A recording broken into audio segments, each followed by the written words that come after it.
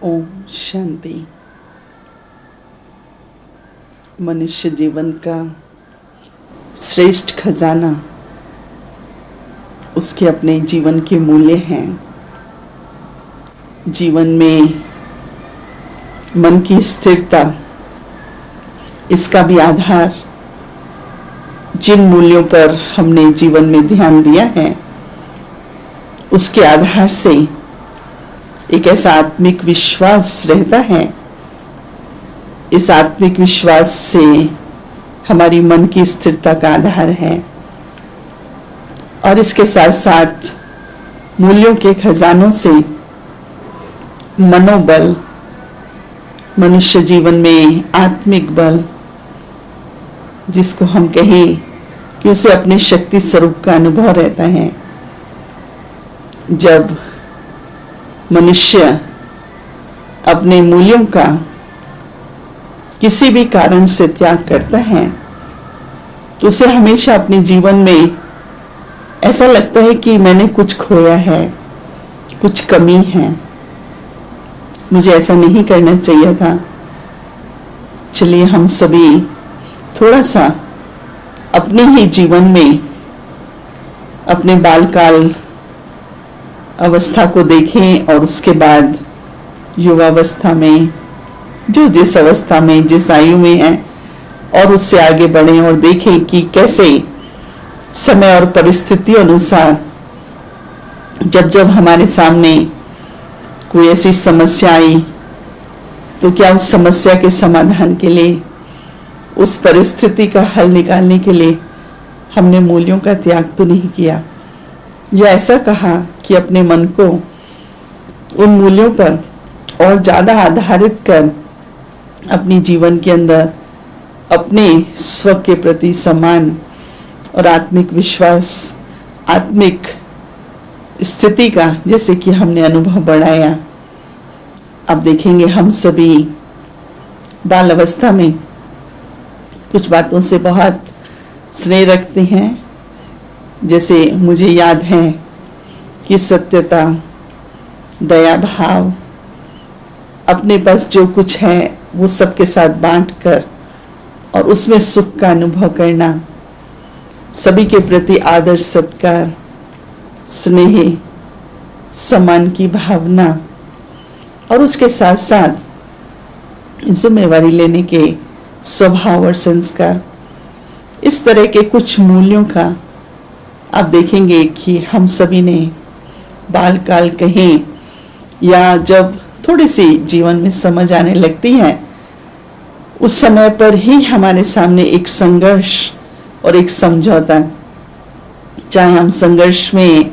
रहें या मूल्यों को हम त्याग कर कोई समझौता कर लें, तो हम दूसरों से समझौता कर लेंगे पर स्वयं में एक संघर्ष रह जाता है। जैसे अपने परिवार में ही कभी कोई ऐसी छोटी मोटी बात आती है, माता पिता के भय के कारण, या अगर आप घर में छोटे हैं बच्चे तो आपके बड़े भाई बहन हैं और कभी उनके डर के कारण आप कोई बात झूठ बोल देते हैं किसी बात पर, तो शुरू में तो ऐसा लगता है कि छोटी सी बात है पर बाद में तो वो मनुष्य की जैसे आदत बन जाती है। तो इस तरीके से फिर समाज में जाते हैं, हम स्कूल में जाते हैं, कॉलेज में जाते हैं, अनेक प्रकार के व्यक्तियों से हमारा मिलना होता है और खास करके मनुष्य का एक जो सफलता से स्नेह रहता है, प्राप्ति से स्नेह रहता है, लक्ष्य रहता है, मेरा काम बन ही जाना चाहिए, बस यही लक्ष्य रहता है और वो नहीं सोचता कि किस तरीके से काम बने, क्योंकि कार्य तो ठीक हो गया परंतु क्या विधि भी ठीक थी कि नहीं, कई बार उन बातों का कम ध्यान होता है। तो मैं आपको इसका उदाहरण देती हूँ कि सफलता के लिए आप विद्यार्थी हैं तो आप सोचते हैं कि मैं बहुत अच्छे नंबर लूँ और मेरी अच्छी डिग्री हो और क्लास में भी मेरा अच्छा नंबर हो। तो उसके लिए जो अच्छा तरीका है वो यही है,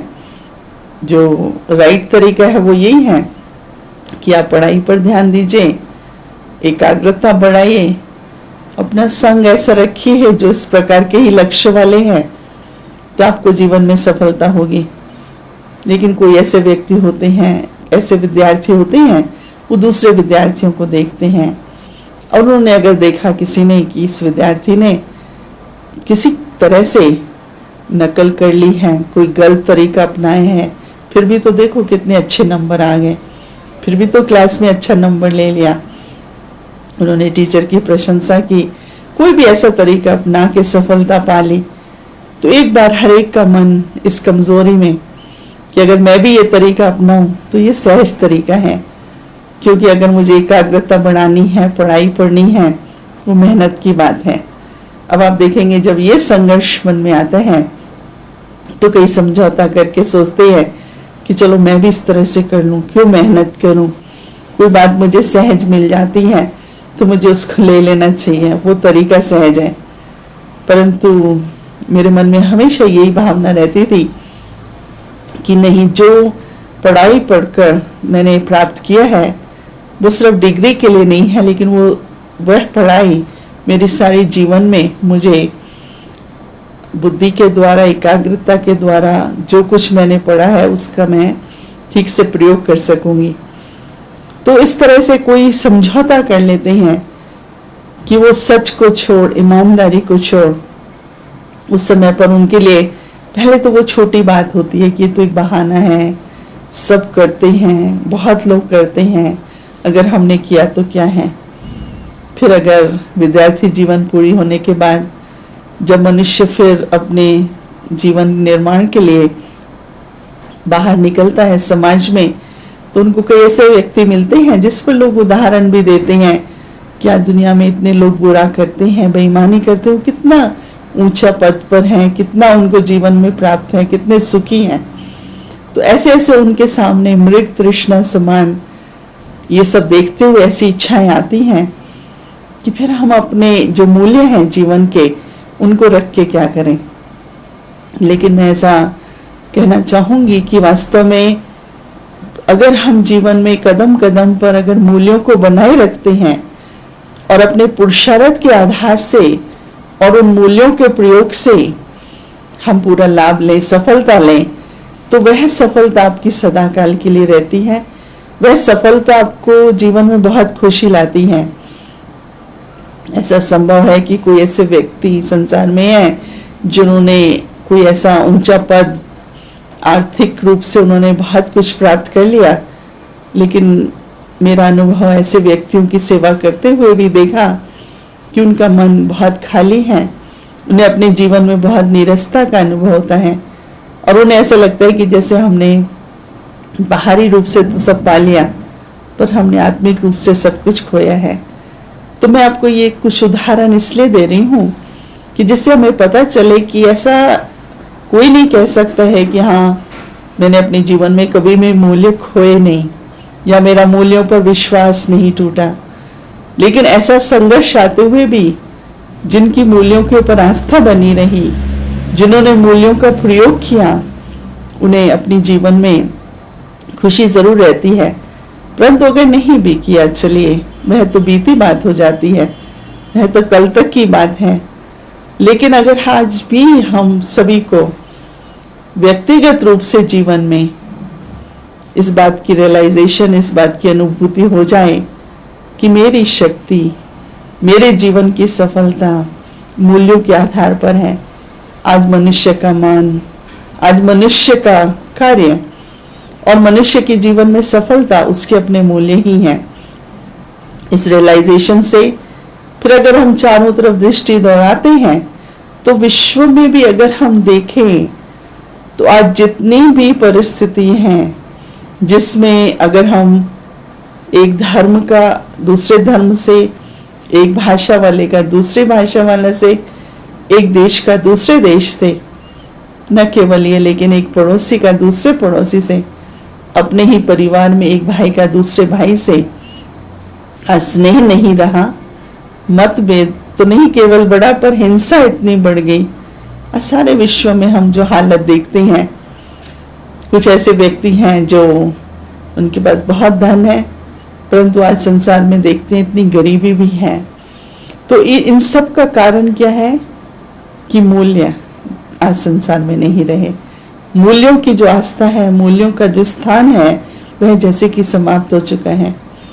और दूसरी तरफ, एक तरफ तो ये परिस्थिति है, दूसरी तरफ अगर हम देखें तो सभी नेताएं हैं, और आज शिक्षा प्रणाली में भी देखें तो सभी ये अनुभव महसूस करते हैं और कहते हैं कि आजकल मूल्यों की शिक्षा की आवश्यकता है। इतने तक भी मुझे वर्तमान समय के कुछ वर्षों का अनुभव है कि संयुक्त राष्ट्र संघ में भी कभी भी किसी तरह का प्रयोजन बनाया जाता है तो सब यही समझते हैं कि अगर आज हम मूल्यों पर जनता और नेता का ध्यान नहीं खिंचवाएंगे, बच्चों और युवाओं को हम मूल्यों की शिक्षा की तरफ ध्यान नहीं खिंचवाएंगे, तो किसी ने कहा कि जो थोड़ा सा तिनके का सहारा इस डूबते हुए संसार के लिए बचा है वो भी छूट जाएगा। तो वो तिनका है हमारे मूल्य। अगर उसको हम पकड़ लेते हैं इस समय, उसका आधार ले लेते हैं, तो ये सारा संसार डूबना नहीं लेकिन ये पार हो जाता है। या ऐसा कहें कि संसार में जो मनुष्य मनुष्य का आपस में स्नेह, मनुष्य मनुष्य का आपस में जो संबंध होना चाहिए, जिसमें आदान प्रदान, जिसमें एक दूसरे को सम्मान, समाज में जिसकी जो जिम्मेवारी है वो हर एक अपनी जिम्मेवारी निभाए। जैसे आज आप देखेंगे सभी कहते हैं मानव को अधिकार प्राप्त होने चाहिए। आज मानव अधिकार, नारी अधिकार, बाल अधिकार, इन अधिकारों पर इतने संघर्ष सारे संसार में है। संयुक्त राष्ट्र संघ के चार्टर में भी इस तरह के कि मानव को अधिकार प्राप्त हो, परंतु मैं हमेशा ये सोचती हूँ कि मानव के अधिकार तो आवश्यक हैं, परंतु जो मानव का अपना फर्ज है, मानव का अपना जो जिम्मेवारी है, अगर वह वो नहीं निभाता है तो अधिकार भी उसे कैसे प्राप्त हो सकते हैं। तो मनुष्य अपने मूल्यों को समझे और समाज में इस प्रकार के मूल्य मनुष्य जीवन में जब आएंगे तो समाज में भी उस तरह के व्यक्ति होंगे तो समाज में भी वो मूल्य बढ़ते हैं। इस प्रकार से देश और संसार में भी जब मूल्यों के आधार से ही हमारा सब कार्य चलता है, तब हम देखते हैं कि संसार की जो स्थिति है, जो परिवर्तन है, या जैसा संसार हम चाहते हैं, जिस पर एक अच्छी बात ये सुनाते हैं कि हमने एक बार छोटे 10-12 बच्चों को, अनेक धर्मों के, अनेक भाषा के बच्चों को बिठा के कहा कि आप सभी एक छोटा सा चित्र बनाओ, एक कविता लिखो या कुछ अच्छे विचार लिखो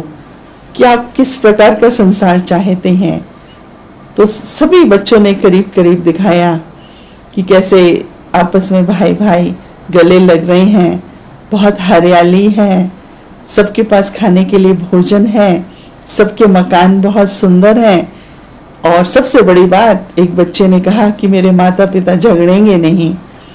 और सभी ने इसी तरह की कल्पना सुनाई कि हम ऐसा संसार चाहते हैं। फिर जब उन्हें बताया गया कि ऐसे संसार का आधार तो क्या है, आप लोग खुद बताएं, तो उन्होंने खुद ही लिखा कि प्रेम हो, सम्मान हो, इन मूल्यों के बारे में बताया। तो हम ये सभी जानते हैं कि जब तक आज संसार में मूल्यों के ऊपर हम ध्यान नहीं देंगे, मूल्यों को ग्रहण नहीं करेंगे, मूल्य के आधार पर हमारे संकल्प वचन कर्म नहीं होंगे, तब तक संसार में सुख शांति संपन्नता हो, यह संभव नहीं है। तो आज मैं थोड़ा सा इस बात पे चर्चा करती हूँ कि सबसे पहले जो मनुष्य जीवन का मूल्य है वह है एक दूसरे के प्रति स्नेह भावना और सम्मान की भावना। आप देखेंगे कोई भी संबंध में बात होती है, किसी ने किसी को कुछ अनुचित कहा या कभी भी कोई आलोचना होती है, आपके ऊपर किसी बात का आरोप लगाया जाता है, या कोई भी ऐसी बात जब संबंध में होती है, तो एक दूसरे के प्रति वह स्नेह नहीं रहता है। लेकिन आध्यात्मिक शिक्षा के आधार से तो हमें ये समझ मिलती है कि मनुष्य का जो स्वभाव है वर्तमान समय, या जो उसकी आदतें हैं, वह देहभान के कारण, देह अभिमान के कारण ऐसी हो गई हैं। अगर हम एक दूसरे के प्रति आत्मिक भाव, आत्मिक स्नेह, जो सच्चा स्नेह है वो रखें, तो हम उस मनुष्य ने जो हमारे साथ किया वो उसके स्वभाव और आदत के कारण किया, परंतु कभी भी उस व्यक्ति के प्रति मन में घृणा भावना नहीं होगी, पर रहम की भावना और सद्भावना और शुभकामनाएं होंगी कि इसमें ये परिवर्तन आ जाए। तो जो आत्मिक स्नेह है वो सच्चा स्नेह है, और इस आत्मिक स्नेह का अनुभव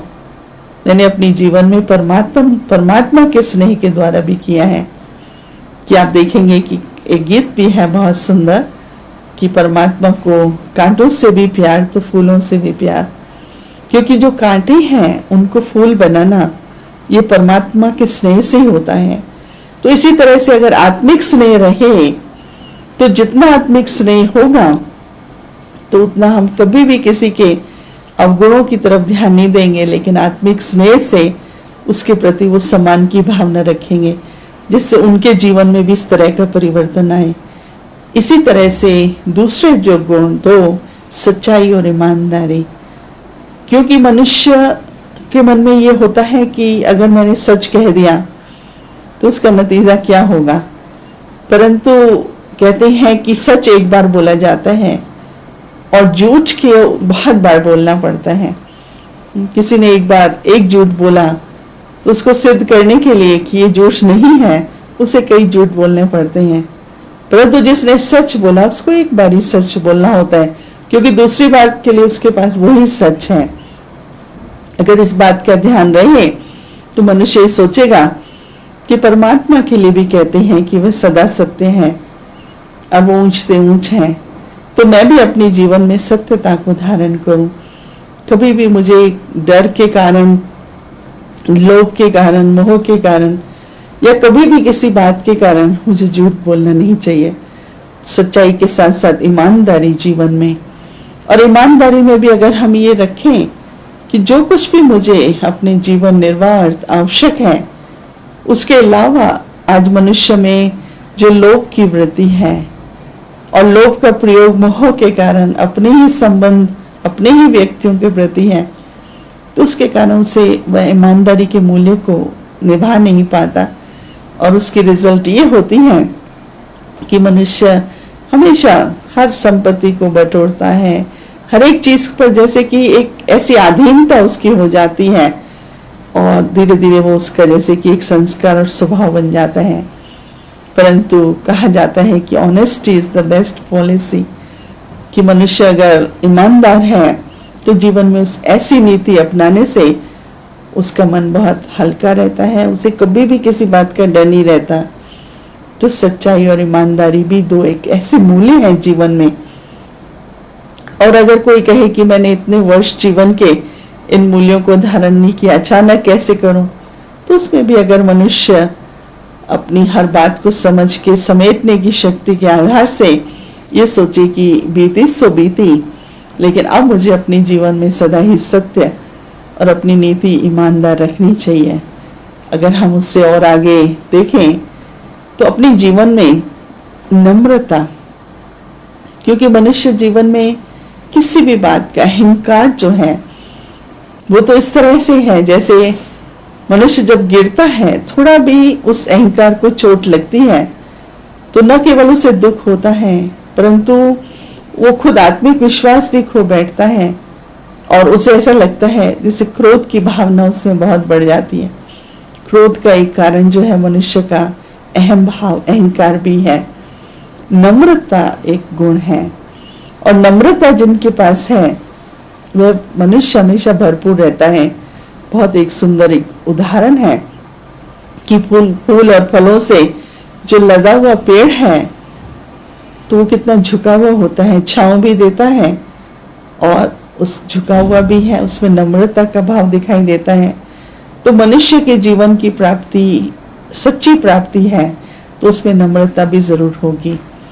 परंतु उसके साथ साथ मनुष्य का स्वभाव खुश होने का भी होना चाहिए, क्योंकि कई मनुष्य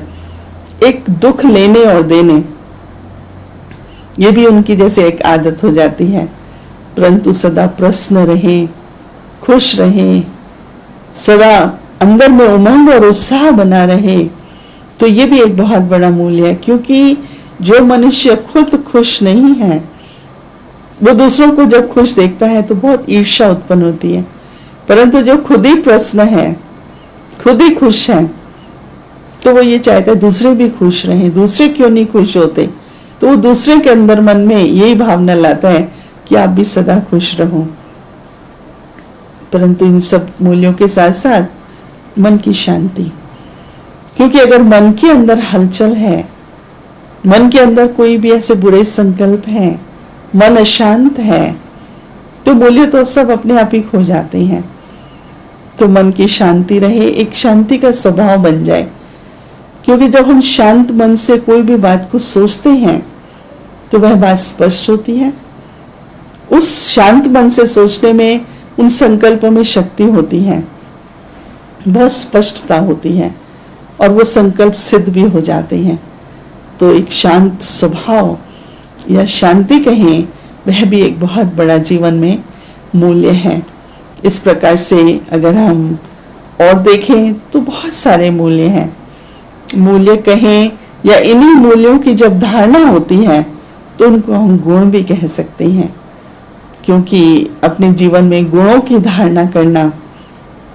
जैसे आप देखेंगे शब्दों के द्वारा मनुष्य संबंध जोड़ सकता है, कार्य बना सकता है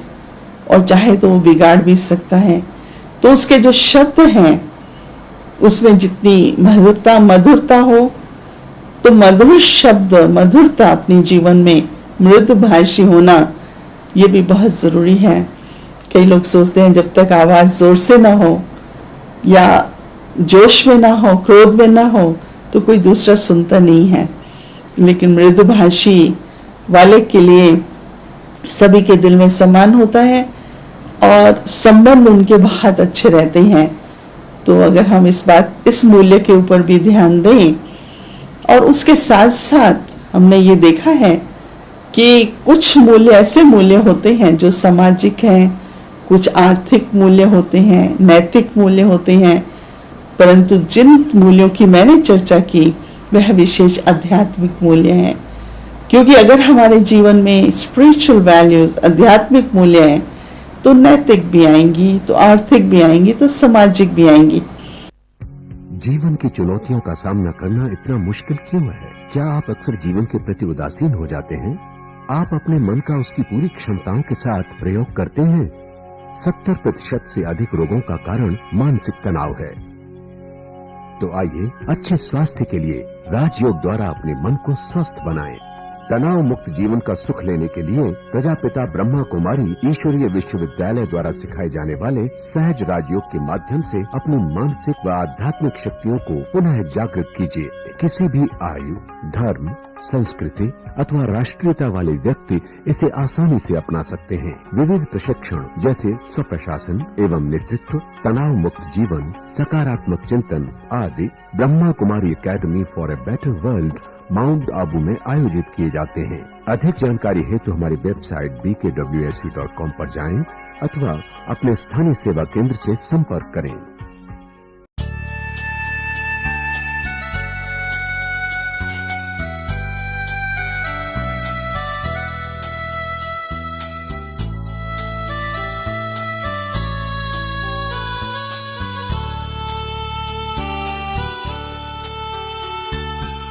शिव की प्रीत ने सिखलाया सबसे प्रीत निभाना, सबसे प्रीत निभाना। सारी दुनिया अपनी है, अब कोई नहीं बेगाना, सबसे प्रीत निभाना, सबसे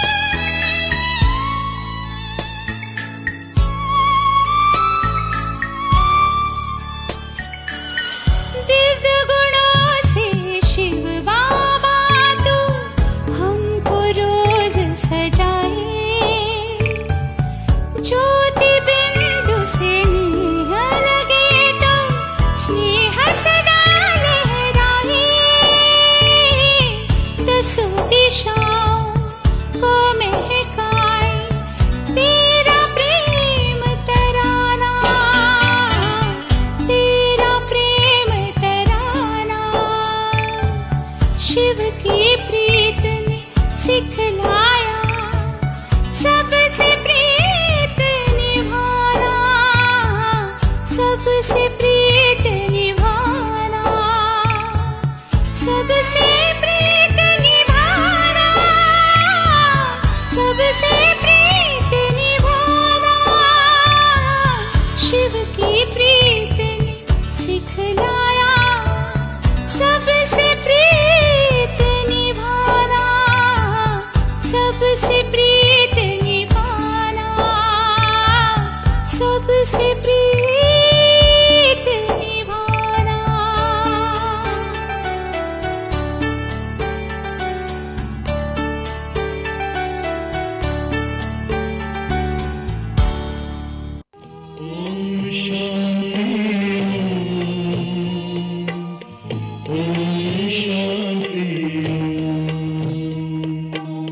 बड़ा है सुख कर ये मंत्र मन है, ओम शांति ओम। ये ध्वनि मंगल ध्वनि